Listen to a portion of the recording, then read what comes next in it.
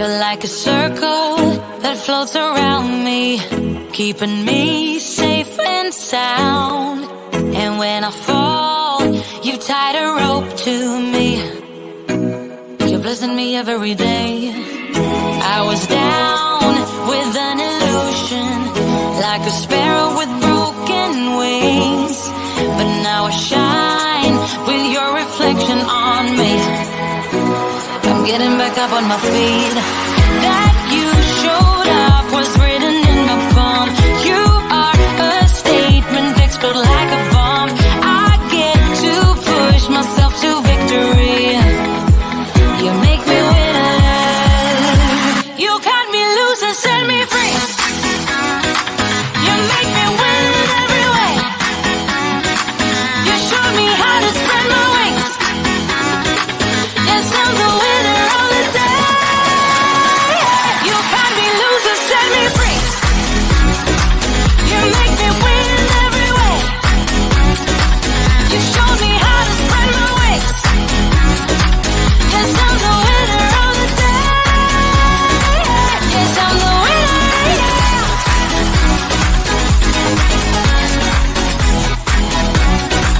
'Cause I'm the winner, yes.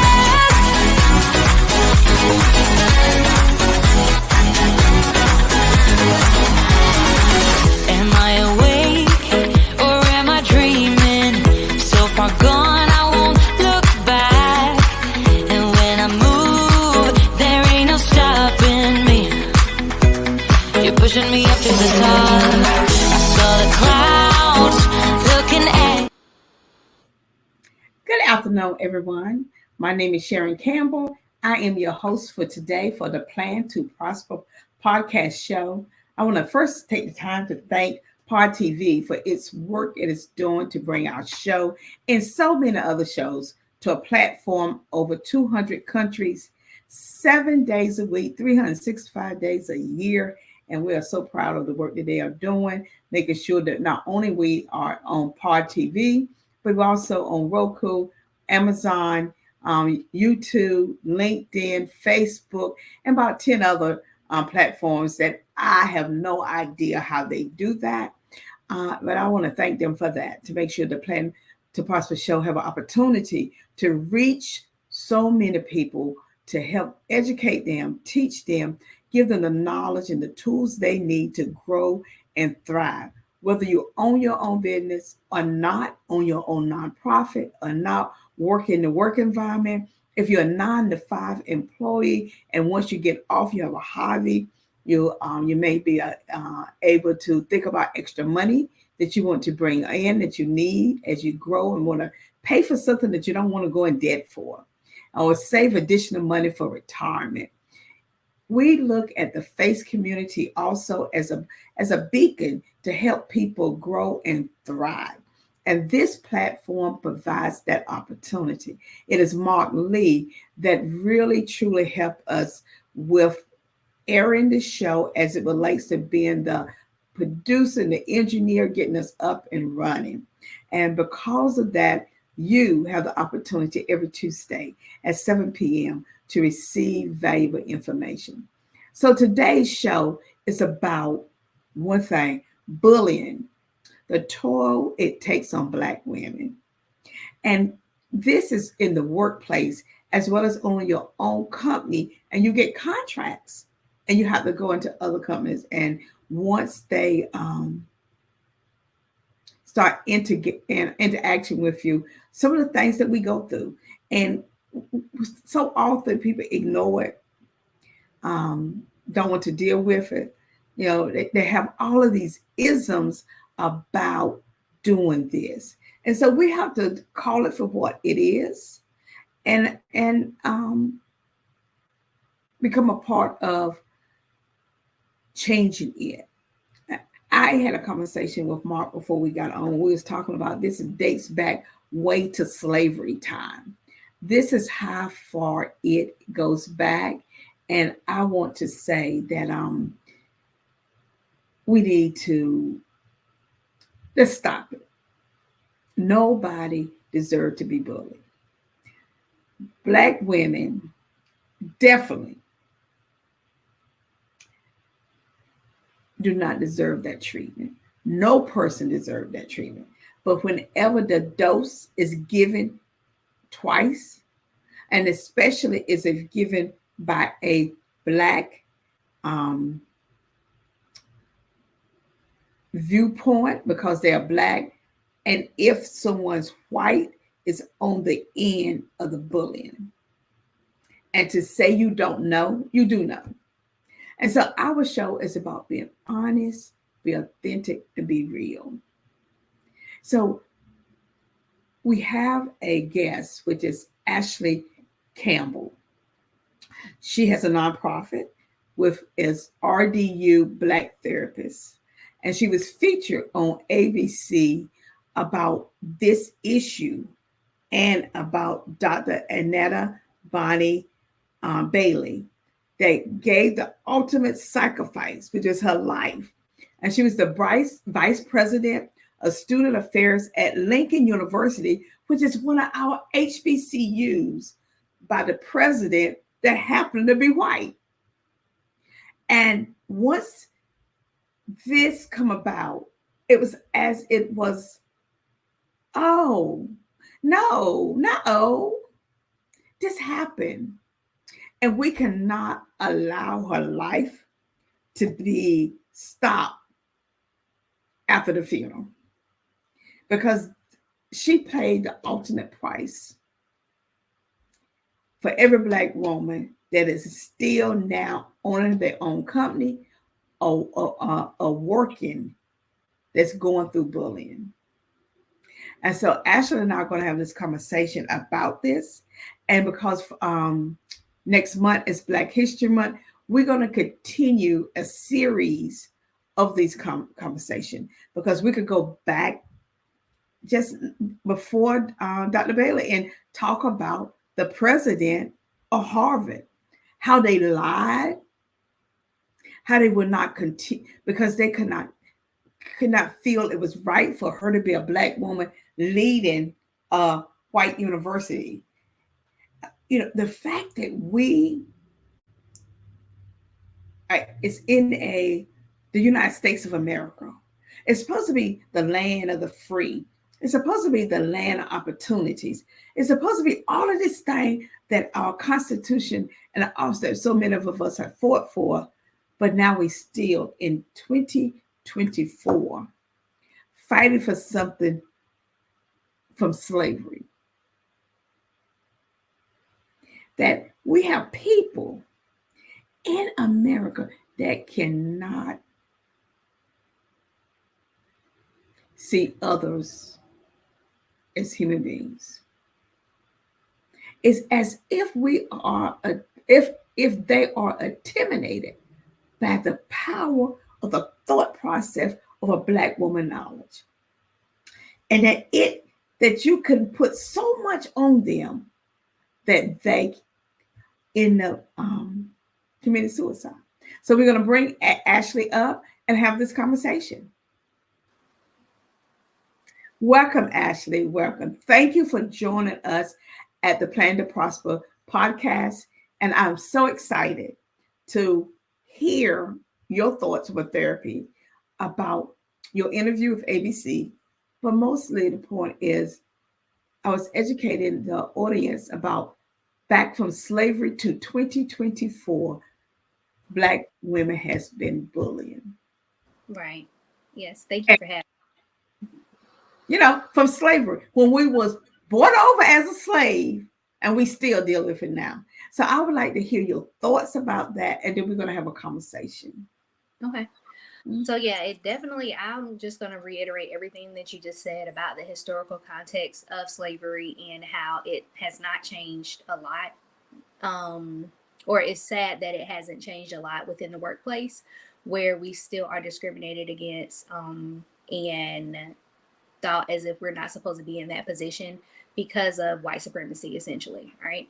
So it is very sad, and unfortunately we still have to arm ourselves with the certain tools so that we can keep being resilient and getting through those hard times. And so mental health is definitely a huge thing with that, because again, for our community, mental health is still we're getting used to it, basically, as far as like the tools and the coping skills and all of that. And so it's important that we ensure and remind ourselves that our mental health is in every area and every facet of our lives. It's, and so especially the workplace, that's where you spend majority of your time. Those who are working full time spend majority of your time at the workplace. That becomes your second family. And so those people have a lot of access to you.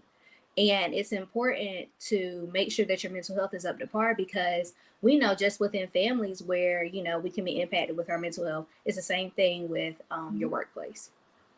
So talk about the tragic death that all of us are living through, and we can't even begin to come to grips with it, and how you can speak about it and her death, and some of the issues that happened that is public. And I just wanted you to talk about those things she went through that is public knowledge. And so we can have a conversation about, is that you? Okay. So I think that Dr. Bonnie definitely represents every Black woman who is in a leadership position. And unfortunately for her situation, there was a white male over her who they have reported was harassing her essentially, or bullying her, right?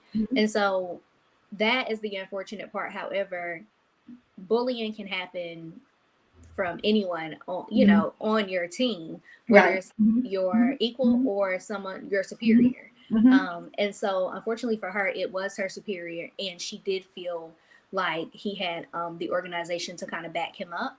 And so she kind of felt lost, but she did do her due diligence by reaching out to the board and sending emails to HR and whatnot. And unfortunately, the board did tell her that they don't deal with those type of situations. So I definitely feel like the university just failed her, unfortunately, because she did reach out. She did try to seek help. And I assumed that this was her last straw and what she felt like would actually get some recognition. And when we hear that the boys say this is not their position, your human capacity of being a human being, you overlook the fact that this is not about a board position. This is about compassion. Exactly. As a person. And to say, so you're hiding back with a title as someone else suffers. Yes. Okay. So it's about the fact that you hit your title. You say, oh, no, this is not us. It's not our position. But it wasn't about that. It's about being a compassionate to a human being that was reaching out to you.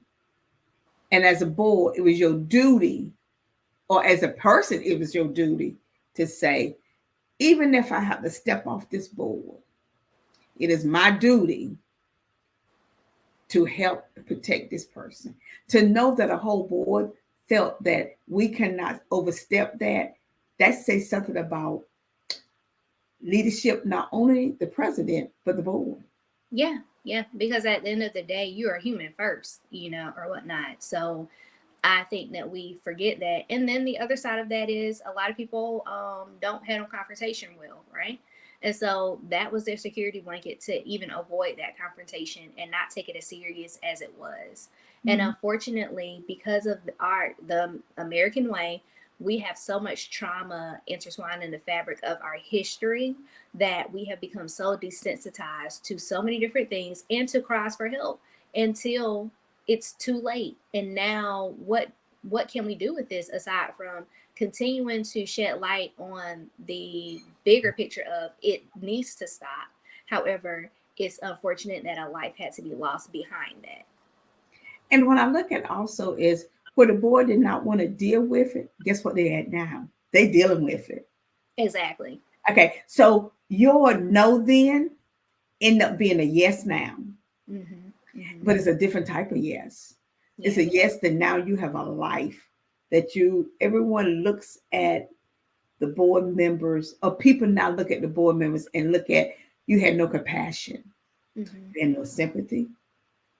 But now you're trying to have compassion and sympathy. you yourself, your reputation has been tarnished as a boy. People don't see you leaders anymore. And think about the students. Yes. Not only that, but how many students was affected by the people that she had helped and have nourished and have been there for, that knew her as a student. Now, they haven't even considered the impact of the student. Mm-hmm. Mm-hmm. Right. Because the student is saying now, if someone in leadership with a doctor's degree, they ignore her, what about me? I'm just Exactly. a lecturer. Exactly. Yep. The mental toll that this have taken. And so it's not just at a university, but this can be in corporate as a leader, as well as you think about Harvard University. The students is like, whoa, she didn't do that. And the boy is like, well, we got to protect our money. Mm-hmm. And so she's going to be okay. But you damage her reputation because she didn't plagiarize anything. Mm-hmm. Dr. Bonnie, all she wanted to do was love the students and make sure they have a fair chance to get this stuff and advocate for them. Mm-hmm. Mm-hmm. And so we see this going across spectrums. For even when we own our own companies or nonprofits, and we are in the wrong, and we are working for contracts or grants and stuff, and because of the color of our skin, we reduce the amount of money to work with to help the greater good. Yes. And so I think about the impact that it has across so many areas, a person's death.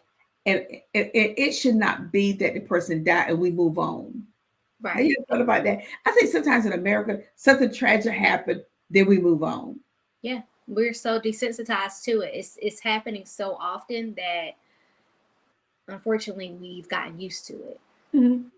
But we cannot let her legacy die because Right. she paid the ultimate sacrifice for all the Black women that's being bullied, even today, even right now. They could be at the hospital on their shift being bullied. They could be at the police department, the fire department. They could have left school today.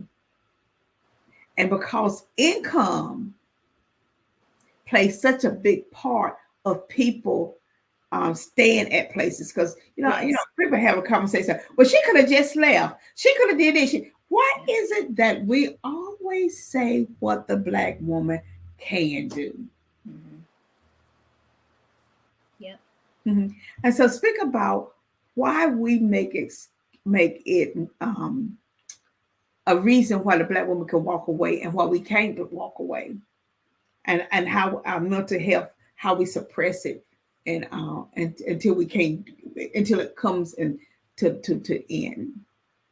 Well, I think historically, just even when you date back to medical school, right? When only white people were able to attend medical school, Mm-hmm. and then they would do, I guess, research on Black people. And so there are still books that have statistical information, if you will, that Black people don't feel the same amount of pain, or they have a higher pain tolerance, or different things like that, right? And so, and then even if you talk about like mental health, once mental health became a thing, and only white people were studied during that time, white people were only studied because they felt that Black people were not sophisticated enough to experience any type of anxiety or depression or anything to that nature, right? And so historically, it's been just put on us constantly that we can carry the load and nothing happens to us, right? It's just that easy to just deal with the consequences and move on because we are a resilient people and we are strong. We are the strong Black woman, right? And we can deal with whatever life throws at us. And at the end of the day, they're forgetting that we are human and every human has a breaking point. Yeah. And so then that's when you say you suppress all of these things, the trauma, the emotions, the experiences, and at some point it's going to come out, it's going to manifest itself externally. We just don't know how that can be. And unfortunately for Dr. Bonnie, it was suicide. Yeah. And so I was reading some statistics from your article that they did on you, and it's from Harvard Business Review. And it says 46.8 million Americans, that constitute 30% of the population. That's a lot. Face workforce bullying. That's a lot of people. Yeah. 30% is a lot of people. They went on talking about that 19% has witnessed bullying at the workplace and turned their head. 66% was aware of it, but did not speak up. Listen at this number. 67 bullies are male. Yes. 65 target. Think about it, female. So you got 67, that's male, and 65. So how what is that? Only 2% male get to be bullied. Only 2%. Everybody else got to do that. And 45% of that total is women. That's a high numbers. It is. It is.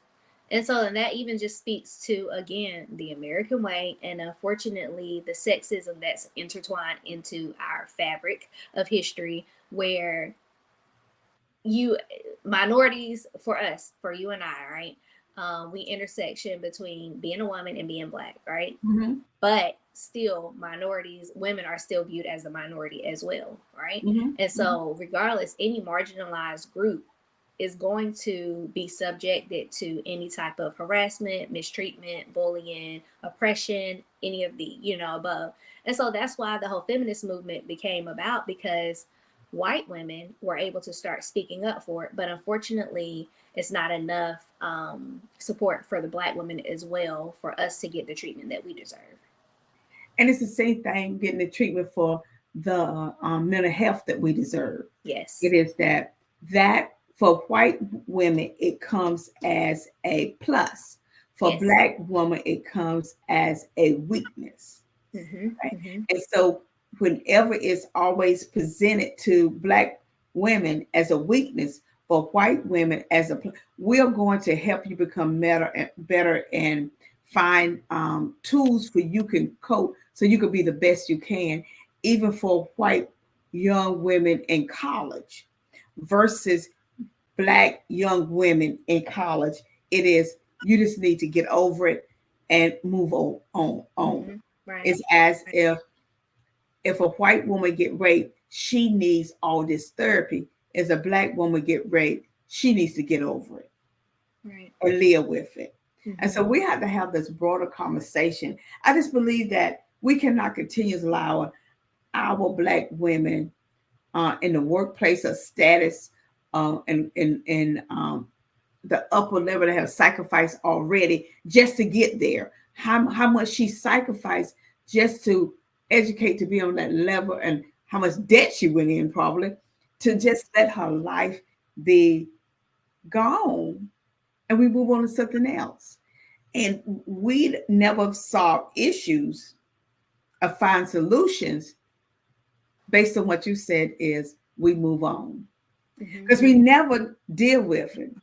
We really never deal with how to do that. It's almost like, okay, if I'm in the workplace and I see bullying, what would you tell me to do? As a Black woman, I have 5 kids, single, at home. I'm making $150,000 a year. I am witnessing a Black colleague being bullied every day. I see her when she come back from my manager's office. I drop my head. What am I supposed to do? So again, like I said earlier, when we were talking about the board, right, and then that whole idea of confrontation, I've learned through my journey as a therapist, so many of us are very uncomfortable with confrontation, very uncomfortable. So we have to start there, right? Mm-hmm. How do you deal with confrontation, and how do you view confrontation? And also, can confrontation be healthy, right? And so that is one thing that I constantly talk to my clients about, as far as like life. Confrontation it goes hand in hand with life. There are going to be challenges, right? So let's prepare ourselves so that we can deal with confrontation in a healthy manner. Then we look at what's in our control, right? Uh-huh. How can we support that person? What can we do? What resources can we find for them, right? What ask them, what support do you need right now, or whatever. Mm-hmm. Because if we are witnessing that type of mistreatment, and they are afraid to quit their job for fear that they will get a bad reference, then okay, so maybe we can say, I will be a reference for you. I'll work Mm-hmm. with you. Mm-hmm. Just I will say what I need to say to make sure, because I know your work ethic, and it's unfortunate what your position is, or what you're experiencing currently. Um, and then reach out to HR. But Mm-hmm. the other thing is, as a community, we have to be accountable. We have to be accountable for our own decisions and the fear, right? Because a lot of times fear paralyzes us. So Mm-hmm. again, we're talking about the individual the hypothetical woman that you're speaking of. She may be afraid to quit because of loss of income, right? But now, let's say that she continues to suppress all of that, and now she decides to take the route that Dr. Bonnie took, right? I'm just thinking that the loss of income versus a loss of life, or whatnot, we have to be able to sit down during those vulnerable moments and during those confrontational moments and really weigh out, okay, Mm-hmm. I'm just going to have to figure this out, because I don't want to necessarily lose my life because of these people and giving them power and control over me. Mm-hmm. Right. And Mm-hmm. so reaching out to whoever you can find, go to the news. If your organization isn't listening, if the leaders above you aren't listening, go to the news, go somewhere where it can get some publicity, because one thing about businesses, they don't like to be in a hot seat. And so let's get this together. But again, how can you support that individual? And if you are the individual, let's sit down and really figure out what's the worst that can happen if you lose this job. Mm-hmm. Let's play worst case scenario. Let's play worst case scenario at this point, because once we process the absolute worst thing that can happen, and we actually process it, sometimes we realize, well, that's not as bad as me losing my life, or Mm-hmm. other things that could happen if I were to go a different route, right? And so worst case scenario is very important. Go to EAP. Your job has employee assistance program, most likely, and you'll get free therapy through utilizing that resource. Go to HR and continue to have a paper trail. Continue to have a paper trail, because that is going to be important. Leaders don't like to be in a hot seat. Businesses don't like to be in a hot seat. And if it is in fact white males, they don't like to be in a hot seat, right? And so we've seen that time and time again. And so that is what I would suggest, as far as like witnessing bullying, and if you are the one being bullied. But I think that ultimately, we, again, as a community, have to take some accountability and say, well, not play victim, if you will, or whatnot, because I think that that is also a safe route for us to feel like we are the victim. And yes, we are oppressed, but we don't have to feel victimized, right? Mm-hmm. And don't be afraid to ask for resources, Mm-hmm. because again, the Black woman, oftentimes we've had to just figure it out, right? And we get into that Mm-hmm. cycle of, I'll just do it myself. I'll just figure it out myself. I'll just do it myself, right? And we are human. We literally are not gods or deities, whatever people serve. Mm-hmm. We cannot know everything. So at some point, we are going to need some type of guidance and some Uh-huh. type of resources that we need to utilize. And Mm-hmm. my clients who are in leadership positions, I hear them often say, if I ask for help, I feel like I don't know what I'm doing, or I just feel like I'm helpless. And I'm like, okay, well, that's fine, because of the things that your experiences, your Yeah. worldview has Mm-hmm. shaped, or your experience have shaped your worldview when it comes to Mm-hmm. help, right? So Right. let's just kick help out of there. We're not even Mm-hmm. going to use help at this point. Ask your leadership team for a Mm-hmm. resource so that you can effectively do your job. Mm-hmm. or ask your leadership team for guidance so that you can effectively do your job. Because if you don't have this and you can't figure it out on your own, that is okay. It is okay to be human. And again, we go back to the strong Black woman. Mm-hmm. That sounds like a superhero, right? And Right. superheroes are superhuman or not Mm-hmm. human, Mm-hmm. right? Mm-hmm. And that is not who we are. We are human, and we have to take accountability for that, and we have to really sit in that and know that, okay, this is okay. So what's in my control and what's not in my control, and what can I do about this? Okay.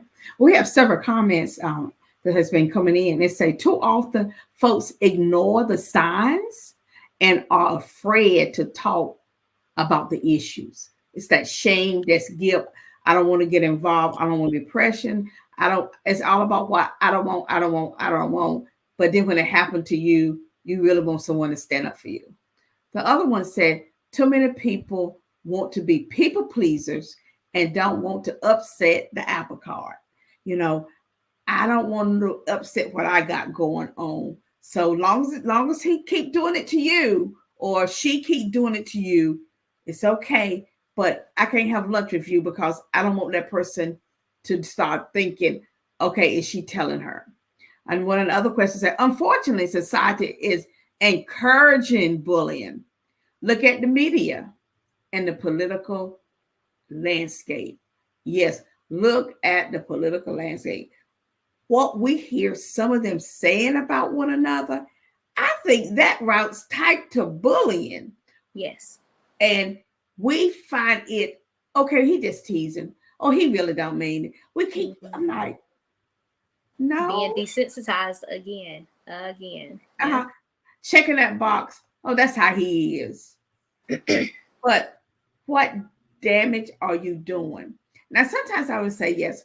I would say HR is supposed to be the safe haven, but HR is also people in position that don't want to rock the apple cart, like one of the people that's viewing here said, and they're not doing their job.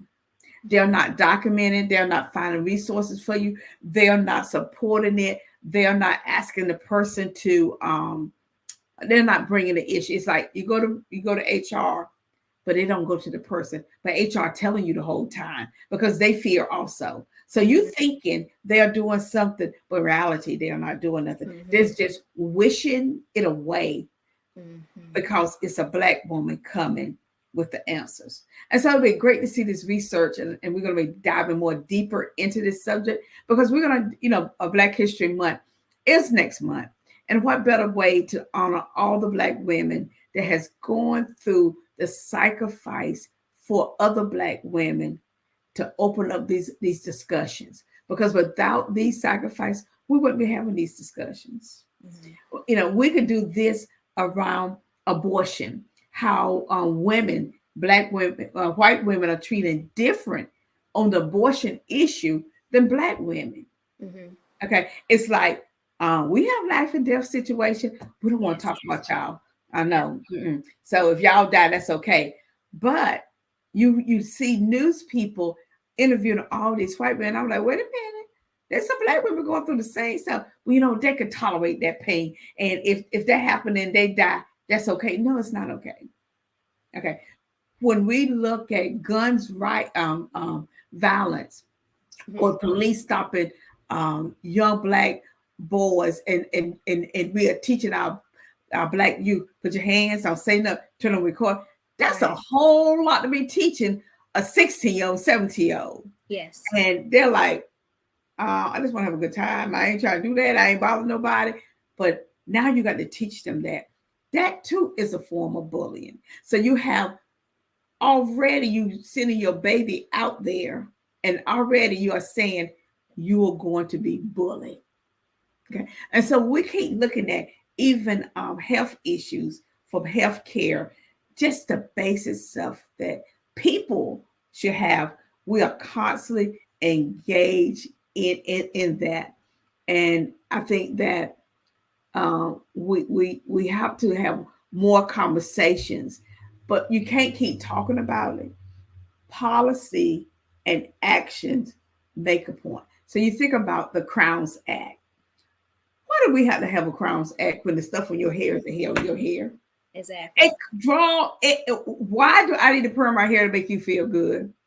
Why is it I got to do something with my hair to make you feel comfortable? Mm-hmm. And so we got to have a whole policy about of my hair. Mm-hmm. How do we get to that place that we get down to in the weeds? Yeah. I mean, way down there to come up with hair. Mm-hmm. Your hair doesn't influence your thinking. Exactly. But we talk about Black people hair. What's wrong? Why can't we talk about white people hair? Why do your hair got to be straight coming in here? You need to go figure out how to get your hair better than that. But they don't want to talk about that. So we get, especially Black women, like one of the news on CNN News is a Black lady that was the reporter had a Black woman that that did her record and take a note, tell her where she go. And when she went in for the interview, she wore a wig. It was straight. Mm-hmm. When she got there comfortable, she said, "Lady, for this here." So she started going in with her natural hair and twist. And people kept coming to her desk saying, "Well, that's so and so desk. She's on vacation." And she said she just let them come on by and say that. It was her the whole time. She said, "I just let them sit there and was telling me about myself." And in their mind, I was on vacation, but I was really sitting at this desk every day. They had said, "But what do you do to your hair?" She like, "Nothing. It's on my head still." Mm-hmm. You see how that played out? Mm-hmm. And you were never really looking at me. You really wasn't. You did not see me. What you saw was I fit this image of Mm-hmm. making sure my hair was straight. Mm-hmm. But to look at me, to see my face, to look at my body, to see how I really, you never saw me at all. So for 2 weeks, people came by there and talked to her and told her that that she was coming back in 2 weeks for vacation. And she said, "I just sit there and just listen to them." She said, "I did not correct them," because she was saying they never looked at me. They never valued me Mm-hmm. over a wig. Yep. What did that say that you in a career that people devalue you and judge you for that already? That we have to come up with making other people comfortable. Again, it's just the American way, right? And so it's a lot of being self-absorbed, right? Mhm. And just being brainwashed and conditioned to believe that it's supposed to be a certain way. There is no way around it. It's only one option, one route, one way to get there. And this is it. And when you don't fit into that box, then it's almost like you're invisible. Oh, wow, wow. Um, what I would like to do, Ashley, is to give you some departing thoughts as we come to close our show, because we will be back leading up to February, because I think that we're going to have groups of people, and yourself, we're going to be inviting you back to talk about this. And March is Women's Month. So I just think that this is, I know they're going to get like, "Oh my goodness, yes, we still talking about it," because this lady paid the ultimate price, and we are not going to just check it off and move on. Yeah. We're not going to do that. She gave her life for others to have the opportunity to speak up. So give us some parting thoughts before we close out our show. Well, specifically about Dr. Bonnie, I would say that we need to become very familiar with what workplace bullying is and what harassment is at work. It's potentially anything that makes you feel uncomfortable that goes against, your work standards. It can be found in a handbook, but if you are still unaware, Google will be your friend. Research, research, research. That's one thing that they cannot do is take away your knowledge. And the more that you inform yourself, the more that you can be prepared when these challenges come up. And so, and then as far as like the mental health portion, again, research. Anytime that I potentially am looking for a therapist, if I do not, and to refer someone to, if they're not already on my directory, I go to Google. I go to Psychology Today. I will tell you from experience that you can find everything on the internet nowadays. You just have to be intentional about informing yourself and filling yourself with that knowledge so that you can be prepared. So those are my final words. Oh, thank you so very much. Thank you for joining us. Thank you for the work that you are doing with RDU Black Therapists. You know, if you're out there and you need some help, go to their website, rdubblacktherapist.org. You know, send a contact. Say, look, I just need to talk to someone. Can you just refer to someone to me? Yes. Ask for help. It is nothing to be ashamed of to ask for help. We want to encourage our Black women that the legacy that Dr. Bonnie, because I think that's such a beautiful middle name that everyone gave. It makes you feel good when you say her name, and she just like that, the smile on her face. You know, she is saying to you, document, prepare, because her legacy is going to shape bullying around the world. And that we have to start advocating, Black women, for more deeper policy around this and not be ashamed of it. Because the more we speak out, and something you said, Ashley, like that stood out with me, go to the news. Get your evidence, get your paperwork. Don't worry about HR. Go to the news and expose them for who they are and what they are. Because there's a platform for you. And the other thing you said is money in your life. Your peace of mind is so very important. And find someone that you can talk to and to help guide you to a place that you can be able to sit with yourself and become strong in who you are, and be able to express that at some point.